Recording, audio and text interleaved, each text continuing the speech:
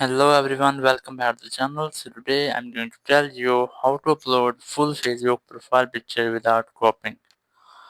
If you want to upload a Facebook profile picture without cropping, so let's see how can you do this. First, you have to edit a picture which you want to set as your profile picture. So open your Chrome and here just search for a website which is Pixel Cut. Just search for it and open this website.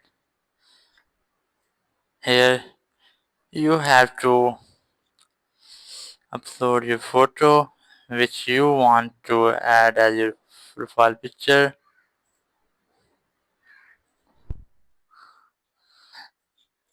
As I'm going to select this one, so just tap on it and then